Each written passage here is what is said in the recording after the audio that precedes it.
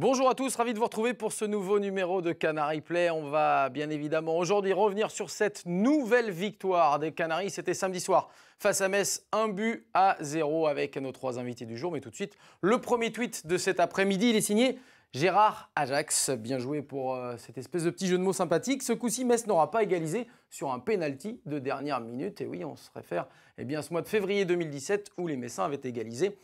En toute fin de rencontre, ça n'a pas été le cas. Samedi soir, on en discute avec nos trois invités de cet après-midi. On va commencer par saluer le retour de Pierre-Yves Leroux d'RMC sur ce plateau. Salut Pierre-Yves. Salut Anthony. Avec également l'homme du contrôle semelle, l'homme qui est partout sur les réseaux sociaux. J'ai nommé Pierre-Hakim Ougourny. Salut Pierre-Hakim. Salut Anthony. Avec non pas Yves-Jacques, parce qu'on a des prénoms composés aujourd'hui, mais Yves simplement Dorov qui est avec nous cet après-midi. Salut Yves. Salut, tout simplement. Tout simplement. Voilà, et on va revenir évidemment, messieurs, sur ce qui a fait l'actualité du FC Nantes, qui n'en finit plus de gagner. C'est vrai que ça étonne beaucoup d'observateurs, mais en tout cas, on va regarder la joie des Nantais suite à cette 5e victoire de la saison en 8 journées. 5 victoires, 1 nul et 2 défaites, avec ce but d'Emiliano Sala en tout début de rencontre. D'abord, on va faire un petit tour de table. Pierre-Hakim, cette victoire, elle est logique, selon toi? Elle est logique parce que Metz n'a rien montré. Mais comme l'a dit Philippe Insberger en conférence de presse à l'issue de la rencontre, Metz aurait mérité néanmoins de repartir avec un point puisqu'il y a eu un penalty, une affaire de penalty assez litigieuse, on va dire, en fin de match, qui aurait pu permettre à Metz de repartir avec un point et qui aurait privé Nantes de la victoire. Et je pense que si c'était passé comme ça, ils auraient pu s'en prendre qu'à eux-mêmes, les Nantais, puisqu'ils ont eu pendant des opportunités, toute une mi-temps en supériorité numérique et ils n'ont jamais réussi à marquer le deuxième but et à se mettre à l'abri. Alors, Pierre-Yves Leroux n'était pas à côté de toi, Pierre-Hakim, dans les travées de la Beaujoire. J'étais à Rennes. Ah bah en plus, tu as dû te régaler aussi. C'était magnifique, un superbe spectacle. C'était magnifique. Sur ce que tu as pu entrevoir ou entendre Oui, c'est intéressant aussi de demander l'avis des gens qui étaient au stade dans différents domaines, dans différentes tribunes. L'avis est unanime. Certains m'ont dit j'ai payé la place, j'y retournerai pas. Parce qu'effectivement, il y a une victoire, mais au niveau spectacle, c'est catastrophique. Et ce qui est surprenant, c'est de voir à quel point Nantes semble sur un fil.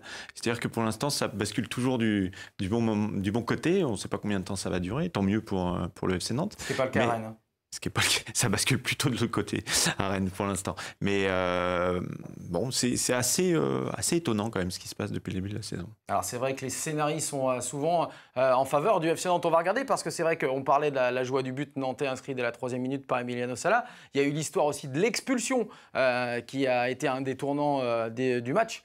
Côté le carton rouge pour l'arrière messin Assou Ekoto. Et puis également donc, cette histoire de pénalty, vous voyez ce carton rouge pour Benoît Assou Ekoto. Yves, cette série de victoires du FC Nantes, on va en reparler un petit peu plus en détail tout à l'heure, mais elle te surprend depuis le début de la saison?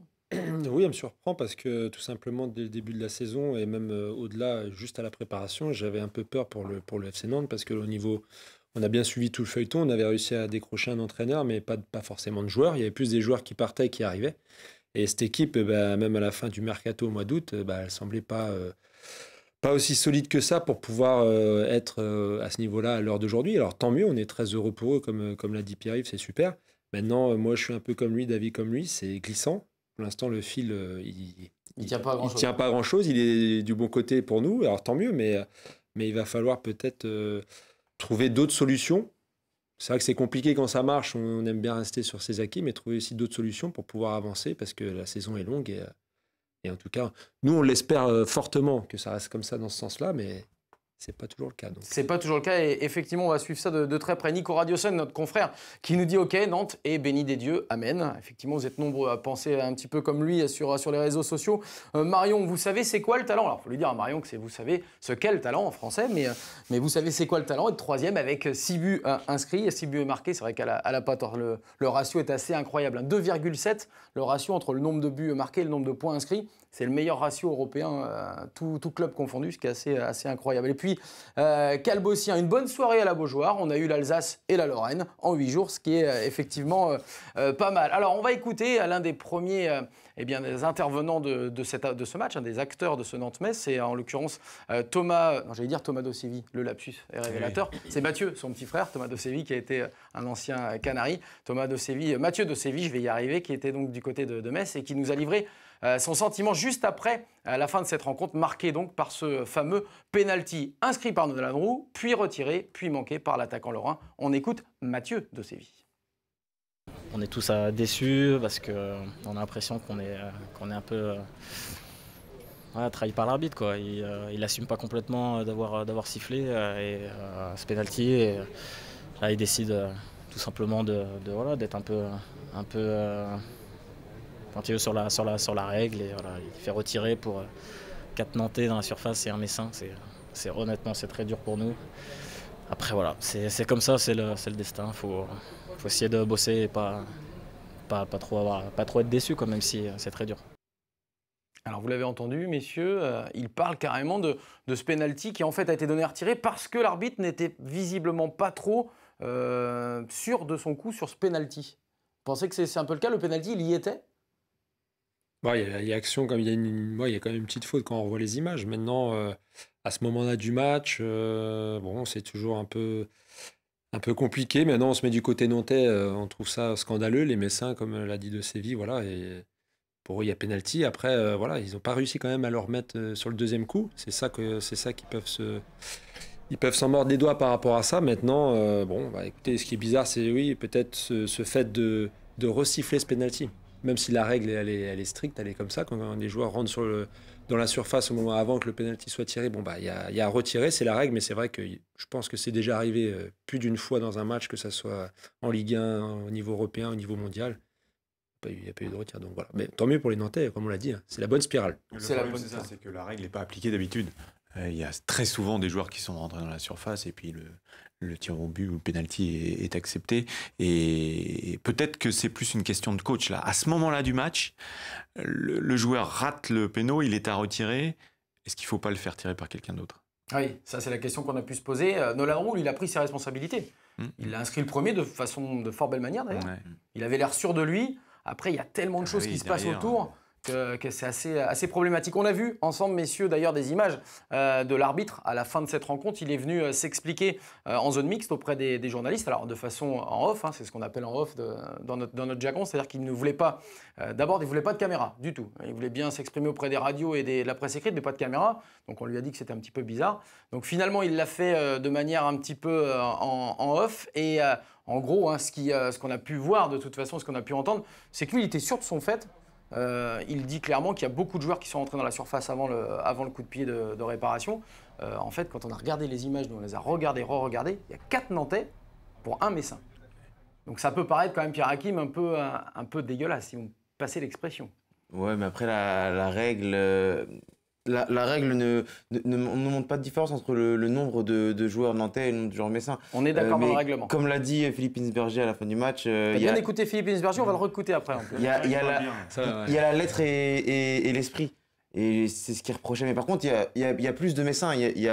Parce que l'arc de cercle compte comme faisant partie de la surface. Alors, il y avait un deuxième messin. Donc, ils étaient 2 ou 3, mais c'est vrai qu'il y avait plus de nantais. Il y avait plus de Nantais. Et puis comme Pierre Hakim, il a beaucoup aimé l'interview de Philippe Insberger. On va le réécouter. C'est vrai qu'il a été très bon comme à son habitude. D'ailleurs, on le salue, Philippe Insberger, qui regarde Canary Play. Donc on lui fait une petite bise. Et on lui souhaite surtout beaucoup de courage parce qu'il était, comme à son habitude, très volubile en conférence de presse. On l'écoute. Je constate, voilà. Je ne veux pas attaquer, mais enfin, il faut que les gens prennent leurs responsabilités. Je ne sais pas si les arbitres sont tous professionnels, mais nous, c'est notre métier en tout cas. Donc voilà, il faut prendre sa responsabilité. Je ne me rappelle pas du dernier pénalty retiré en Ligue 1. Peut-être que vous avez de la mémoire, plus fraîche que moi, mais en tout cas, moi, je ne me rappelle pas. Après, on va me dire qu'il y a des Messins dans la surface de réparation. Il y a 4 Nantais. Bon, voilà. Donc il y a la lettre et l'esprit. Je trouve que c'est hyper sévère, quoi. On est mal rentré dans notre match. On est trop permissif sur le centre, sur le premier centre. Et voilà. Après, on a couru après le score toute la partie. Vous pouvez me dire ce que vous voulez.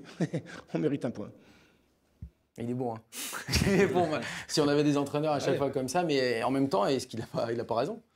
Ce qu'il a dit, c'est clair et net, c'est précis. On ne peut pas trop aller contre lui. Il le dit lui-même, ce qu'on disait juste avant, le petit débat, là, c'est que retrouver dans les stats, il y en a certainement, mais je ne sais pas quand est-ce que c'était. Donc voilà, après, Ça n'a pas payé pour Metz, c'est malheureux pour eux. Écoutez, nous on prend, on est preneurs, mais c'est sûr que pour eux c'est difficile. Pour eux c'est compliqué, d'autant qu'ils sont quand même dans un cycle assez infernal, les Messins, 7e défaite en 8 matchs.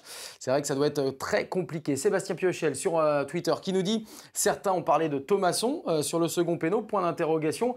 C'est vrai que je le trouve classe sur ce coup, effectivement, puisque Thomasson est tout de suite allé voir Nolan Roux qui était catastrophé et lui a glissé quelques petits mots à l'oreille. C'était vraiment plutôt sympa, effectivement. Alors, il y en a un, évidemment, qui pleure, c'est Hinsberger. L'autre qui rit, c'est Claudio Ranieri, parce que lui, en bout de 8 journées, il se retrouve, on le verra tout à l'heure, mais très haut dans le classement. Bon, il était quand même légèrement soulagé à la fin de ce match, et surtout en début de conférence de presse, on l'écoute. Maintenant, j'ai un peu encore énervé, parce qu'il n'est pas possible, et nous avons l'opportunité de faire une bonne victoire. Et les derniers, tu les vas donner un penalty. Mais c'est bon, c'est bon. 3 points, nous avons commencé très bien, très agressif, haut, et on fait le but. Et doucement, l'équipe s'est bien positionnée. Et je suis satisfait. La commedia dell'arte, non? Ranieri, dès le début, c'est vrai qu'il a été... Alors, il a hurlé sur le bord du terrain. Pierre Hakim, on était là pour en témoigner. Il hurlait auprès de ses joueurs de se calmer, d'arrêter d'aller attaquer. Le 1-0, lui, c'est ce qui lui convient le plus, non, Pierre? Oui, bon, il nous l'a dit assez rapidement, même si c'était sur le ton de l'humour. Je suis italien, 1-0, ça me va. Maintenant, il faut reconnaître, son discours est très précis. C'est de dire, je préfère qu'on ne joue pas bien, mais qu'il y ait de la confiance qui rentre. Et quand on regarde d'autres équipes, on parlait de Rennes tout à l'heure, où Christian Gourcuff continue à vouloir essayer de jouer, sauf que là, la confiance est totalement perdue. Les joueurs ne savent plus où ils en sont. Résultat, ça perd. C'est au fond du classement. Et il faut espérer que maintenant, Claudio Ranieri va, comme il l'avait dit, à partir du 1er octobre, ne plus être dans le bricolage et commencer à monter ligne par ligne avec les milieux de terrain, les attaquants, pour avoir un petit peu plus de spectacle. Bon, alors nous avons également parmi nous FCN Tatarou-Sanou qui est sur Twitter en ce moment. Les changements de coach Ranieri nous ont mis en difficulté. Pourquoi l'entrée de Awaziem et pourquoi la sortie de Dubois? Pierre Hakim. Dubois, au moment de sa frappe à 20 minutes de la fin, il ressent une pointe, je crois, derrière la cuisse. En tout cas, c'est ce que dit Ranieri après le match. Et c'est ce que dit Dubois. Donc c'est par précaution. Et le problème, c'est qu'il n'y avait qu'un seul joueur défensif sur le banc. Alcibiade et Kouateng étaient en tribune. Donc Awaziem, le joueur défensif présent sur le banc, était déjà rentré à la place de El Ghanassi. Donc Ranieri a dû improviser en faisant rentrer Gandhi à la place de Dubois. Et El Ghanassi, pour revenir dessus, il a montré qu'il avait du feu dans les jambes, mais qu'il n'avait pas 90 minutes dans les jambes, par contre. Tu peux pas être professionnel et sortir avec des crampes au bout de 60 minutes de jeu, alors que la saison vient à peine de commencer. Donc, il peut faire tout le bien possible au FC Nantes offensivement. Ça reste quand même dommage de sortir aussitôt dans le match et de se priver de limite ton seul élément capable de déstabiliser une défense. De percuter, de dribbler, de provoquer. C'est vrai qu'il tient, allez, on va dire les 30-35 premières minutes de la première période. Derrière, on ne le voit plus, il disparaît. Puis à la 55e, 60e, il a des crampes. Tu trouves ça normal, Yves, toi qui as joué à très haut niveau? Bah non, comme dit. Ça fait 2 mois que le. Bah oui, c'est ça. La pire des choses, c'est ça. C'est comme l'a dit Pierre Hakim, c'est très juste. C'est le championnat, il vient juste de commencer entre guillemets. La prépa est là, d'être à ce niveau-là physiquement, avoir des crampes, c'est vrai qu'on se demande si. Alors soit il n'a pas fait une bonne prépa, je sais pas, j'ai pas suivi le fil conducteur, ou soit. Il n'est pas arrivé tout de suite, mais la prépa il l'a faite avec. Il l'a fait avec Ostende parce qu'il a joué l'Europa League contre Marseille, donc il avait forcément fait la prépa avec son club en Belgique. Ouais, après c'est vrai que bon. T'as dû connaître des joueurs aussi qui, de toute façon, n'avaient pas le moteur. Et qu'il faut, à la rigueur, qu'il ne faut pas lui faire jouer plus tôt les 35 dernières minutes. Voilà, c'est un rôle de joker. Oui, voilà. C'est vrai qu'après, oui, il y a des joueurs, ça arrive, oui, c'est sûr que maintenant on en voit moins, mais ça arrive encore. Donc oui, j'en ai connu à mon époque. Je n'aurai pas de nom, mais ça pourrait les froisser. Mais non, mais c'est vrai que oui, peut-être justement l'utiliser, voilà, être vraiment. Ranieri l'utiliser à bon escient, c'est-à-dire voilà, peut-être une mi-temps ou je sais pas, ou un petit peu plus, mais c'est sûr qu'on sait que voilà, il a 60 minutes, il est carbonisé. Justement, ma mémoire fait défaut. Marama Vairua, dans ses premières saisons. physiquement, c'était compliqué, ouais. Il jouait Il pouvait beaucoup pas de finir bouts les de matchs. match, mais c'était très utile. Ouais. Après Marama Vairua, il avait 19-20 ans dans ses les premières fois. Là, El Ganassi, il a 27 ans. Ouais. Il a quand même pas mal bourlingué.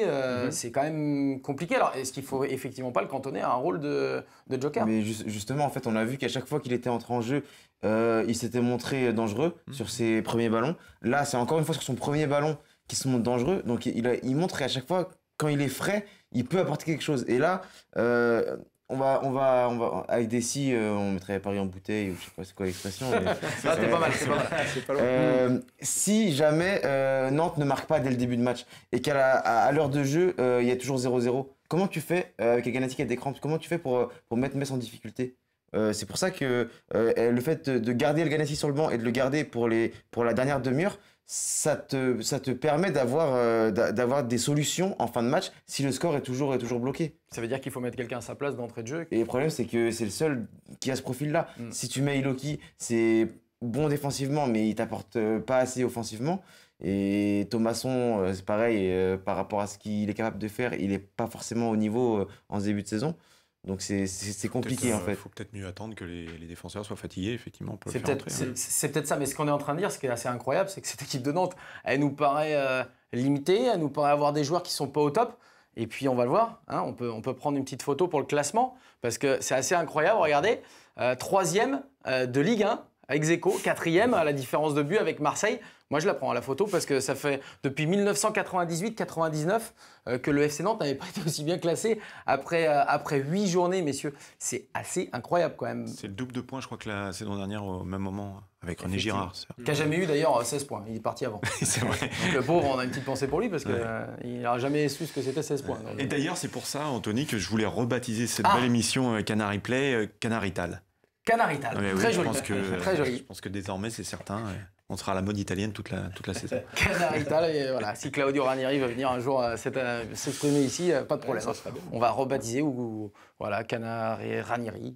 On va en tout cas y penser très, très sérieusement. On parlait de ce classement de cette 4e place du FC Nantes. On va écouter le capitaine Léo Dubois qui est donc sorti avant la fin de cette rencontre. Il nous parle justement de ce classement. On lui a posé la question. Alors le classement, vous l'avez regardé ? Forcément, on le regarde. Après, je pense que c'est anecdotique. On est encore beaucoup trop tôt dans le championnat pour pouvoir se projeter sur les places. Mais c'est bien. La confiance vient petit à petit. Je pense qu'aussi dans le jeu, on s'améliore, même s'il y a beaucoup de choses à travailler, mais on s'améliore de match en match. Donc voilà, c'est bien. Et puis on gagne, on prend les 3 points. On montre aussi à beaucoup d'équipes que le FC Nantes est une équipe costaud cette année. Donc voilà. Est une équipe costaud cette année. Effectivement, depuis le début de la saison, c'est ce qu'on a remarqué. Messieurs, je voudrais qu'on se focalise un petit peu sur 2 joueurs qui étaient présents dès le coup d'envoi samedi face au FC Metz. Le premier, on va le voir sur cette photo, c'est Abdoulaye Touré, le milieu de terrain défensif du FC Nantes. Et le second, évidemment, c'est celui qui a joué à ses côtés, qui faisait son retour à la Beaujoire. Le petit chouchou de la Beaujoire, il faut le dire, c'est Valentin Rongier qui est venu dans l'entrejeu à la place donc, de Girotto. Je voudrais d'abord avoir l'avis d'Yves Doroff sur ces 2 garçons formés au FC Nantes et qui ont joué ensemble leur premier match cette saison ou peut-être à Marseille. Non, contre Lille. Et contre Marseille avant que Rongier se blesse. Avant que Rongier, mais Rongier avait joué 9 minutes. Ouais, donc effectivement, ils avaient joué ensemble le premier match de la saison. Comment on peut juger justement ces deux garçons? On voit que Girotto et Krine, les 2 recrues qui pourraient évoluer à ce poste-là, sont relégués sur le banc. Ça veut dire que problème de recrutement, on fait confiance aux jeunes, qu'est-ce qui se passe? Ou c'est mérité? Je pense que pour Rongier, il a sa place indiscutablement. Enfin, à mon avis. Après, je pense que je suis pas le seul à penser ça. Il a été blessé. C'est quand même entre guillemets, même si c'est pas son poste, mais notre meneur de jeu, c'est celui qui est capable de rendre plus fluide le jeu de passe. Leader technique. Leader technique, ce qui nous manque un peu. Il y a Thomasson qui pourrait, par rapport à sa technique, peut-être le faire, mais à l'heure d'aujourd'hui, il n'arrive pas. Donc, en fait, Rongier, pour moi, il n'y a pas photo. Voilà, c'est le titulaire indiscutable. Après, c'est vrai que Touré, c'est un peu la surprise du chef de Canarital. Bien aimé ça. Et voilà, après, on connaît ses qualités. C'est un joueur puissant. Pas forcément toujours à l'aise dans la relance, mais il récupère un nombre quand même impressionnant de ballons. En tout cas, contre Lyon, j'avais bien analysé son jeu. Il avait récupéré énormément de ballons. Il ratisse beaucoup de ballons. Cette association, je la trouve pas trop mal, justement, avec Touré, qui est quand même beaucoup plus puissant, athlétique, Et Rongier, qui est capable largement aussi de ratisser des ballons, mais qui est plus animateur de jeu, je trouve ça intéressant. Et la preuve, le championnat avait commencé comme ça. Donc pour moi, c'est... Alors après, par rapport à ta question sur les deux recrues, après ça c'est... Le début de saison a fait que Rongier s'est blessé, donc il fallait bien quelqu'un à ce poste-là aussi. Maintenant, à l'heure d'aujourd'hui, il y a de la concurrence. C'est bien qu'il y ait des joueurs qui fassent un peu doublon quand même. C'est important dans un groupe parce que voilà, on voit bien, s'il y a des joueurs qui se blessent, certains joueurs, on a quand même du vide. Donc il en faut. Il en faut. Mais pour moi, voilà, les deux de départ, c'est Rongier et Touré. Pour moi, c'est cohérent. On va écouter Valentin Rongier d'ailleurs sur cette association avec Abdoulaye Touré et sur le match, plus particulièrement sur la fin de ce match. Mais avant, je voulais vous donner justement ce tweet d'FCN Altitude sur Abdoulaye Touré. J'allais dire Alioune Touré, c'est vrai qu'il est passé aussi au FC Nantes. Abdoulaye Touré s'affirme. Oui, c'est la même génération. Ou José Touré, c'est un petit peu plus vieux. Abdoulaye Touré s'affirme, 80 ballons joués, 10 duels gagnés, 8 perdus, 5 dribbles réussis, 83% de passes réussies et 5 interceptions. Autant dire que les stats sont plutôt bonne. Écoutez ce qu'en pense Valentin Rongier de cette association et de la fin du match avec le penalty. Plutôt bien, je pense qu'Abdou on se connaît depuis très longtemps et puis on est plutôt complémentaires. Lui, voilà, on n'a pas du tout le même gabarit et on n'a pas du tout le même rôle, vous le voyez bien sur le terrain. Et je pense qu'on se complète plutôt bien. C'est vrai qu'on s'est peut-être laissé un petit peu aller à la fin du match, mais je pense que c'est inconsciemment, parce qu'on était 11 contre 10, on s'est dit, voilà, c'est à eux de venir nous chercher. Tant qu'ils ne viennent pas, on va pas, ça ne sert à rien d'essayer des passes risquées. Et ils ont bien défendu en bloc, et puis après on leur a carrément laissé le ballon, et ça c'était une chose à ne pas faire, parce qu'on avait l'impression qu'ils étaient un de plus que nous, et ça c'est pas normal. C'est le seul bémol du match. Mais on va corriger ça, hein, ça fait partie de l'apprentissage. Quand tu vois le pénalty arriver, qu'est-ce que tu dis là? Tu dis c'est pas possible. Je sais pas si tu entends ma voix, mais j'ai plus beaucoup de voix. J'ai bien crié et quand j'ai vu qu'il était retiré, j'ai senti, j'ai dit il va le rater directement. Et voilà, on a eu beaucoup de chance. Mais comme tu l'as dit, sur l'ensemble du match, je pense que c'est mérité. Anto Marseille qui nous dit sur Twitter, la belle surprise de la soirée, Abdoulaye Touré, j'ai adoré, je faisais pourtant partie de ceux qui ne croyaient pas spécialement en lui. Pierre Hakim, Abdoulaye Touré s'est fait descendre sur les réseaux sociaux, il n'y a pas d'autre mot, avec Julie Loki depuis le début de la saison. Est-ce que c'était mérité?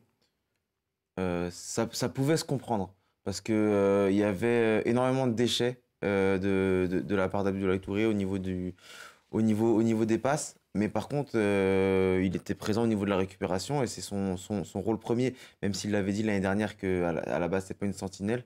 Je pense que c'est le rôle qui lui sied le mieux. Et son association avec Giroto, moi, elle me dérangeait un petit peu parce que c'était deux numéros 6 et donc personne ne prenait vraiment l'initiative de faire le jeu. Et Touré a fini par le faire parce que Giroto, même s'il met un but magnifique contre Caen, il se cache énormément dans le jeu. Il ne participe jamais au jeu offensif. Donc Touré était obligé de le faire et il n'est pas forcément très doué pour ça. Donc il y avait énormément de déchets.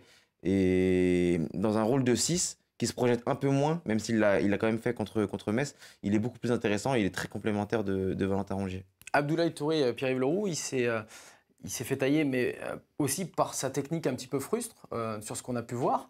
Est-ce qu'il ne faut pas attendre un petit peu avant de toujours juger à l'emporte-pièce? Parce que ce garçon, il a même pas aligné 5-6 matchs de Ligue 1 d'affilée.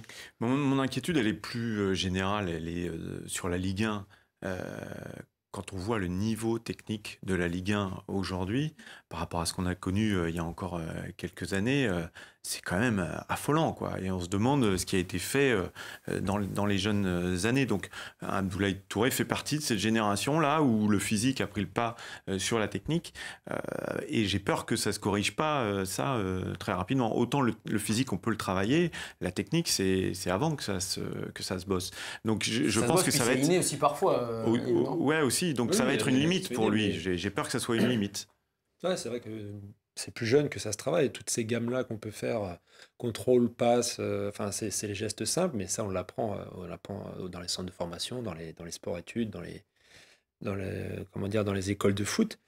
Après, c'est compliqué, on peut un peu progresser, mais c'est surtout, oui, physiquement, où on peut gagner plus rapidement. La technique, ça s'apprend, mais ça se corrige pas évidemment. Enfin, c'est pas évident à corriger, quoi. Effectivement, une petite série de tweets avant d'aborder la dernière partie de Canary Play. C'est Sir Alex Chauve qui nous dit Nantes, un hold-up chaque semaine. Cette équipe ne montre rien, mais décroche la timbale à chaque fois. Ça ne pourra pas durer. 3 petits points de suspension, pas très optimiste. Lasclo Flo qui nous dit bon, et vous enflammez pas, on a joué que contre des tanches en septembre, pour rappel. On verra évidemment que le calendrier est un petit peu plus compliqué, quoique. sur le mois d'octobre. Et puis Ramani Aurélien qui nous dit le retour à la réalité va faire mal à partir de la 12e journée. Lui aussi évoque le fameux calendrier. Et puis enfin Arkham Wen qui nous dit victoire presque honteuse. Vu ce qu'on a fait en seconde mi-temps, il faut montrer plus de caractère et d'humilité. Mais 3e au classement, donc 3 petits points de suspension. On voit toujours que les supporters nantais sont entre la réalité, à savoir les points et le classement du FC Nantes, et puis ce manque de jeu, et c'est ce qui évidemment colle au basque des Nantais. Mais je pense qu'à part Paris, Monaco, Nantes peut gêner n'importe quelle équipe, donc elle va continuer à prendre des points. C'est pour ça que là, c'est peut-être un peu exagéré le classement, mais c'est une équipe qui peut très bien se finir sur ce qu'on voit maintenant dans la première moitié de tableau. Donc voilà, c'est plutôt bien pour le club. Au niveau du spectacle, je pense qu'il ne faut pas s'attendre à des merveilles.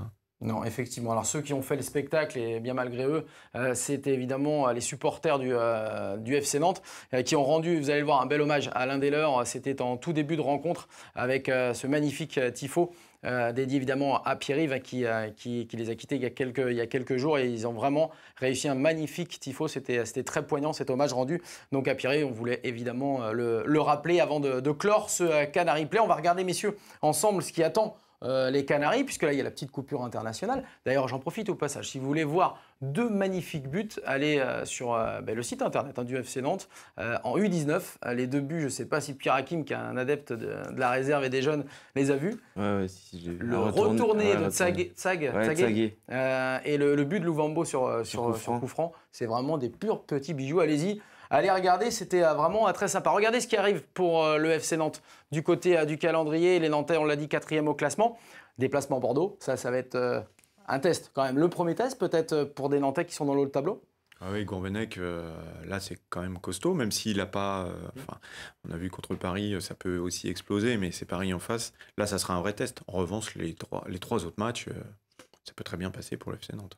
Effectivement, on voit la réception de Guingamp, le déplacement à Dijon, la réception de Toulouse. On a parlé d'un calendrier difficile. Il arrivera, mais plutôt à partir de la mi-novembre, jusqu'à la fin de l'année 2017. Allez, messieurs, un dernier tweet avant de se quitter. FCN Coco qui nous dit combien de points à la trêve selon vous? Moi, mon pronostic, c'est 32, soit le maintien quasiment acquis. Alors, Nantes est à 16 points. Il reste encore 10 journées avant, même 11 journées avant la trêve. On est quand même loin. Allez, on se risque un petit pronostic. 32, c'est pas mal. Ouais, je pense que ça peut être atteint, effectivement. 6 points, ça fait 5 victoires en 11 matchs. C'est possible? Pierre Hakim? Je suis en train de calculer. Parce qu'il est très bon en français, mais en maths, un petit peu moins. C'est chichi, non. Vite quand même. Ouais, je vais dire 33 pour me différencier. Voilà, c'est ça, dites 33. C'est Bordeaux, donc... Dites 33, effectivement.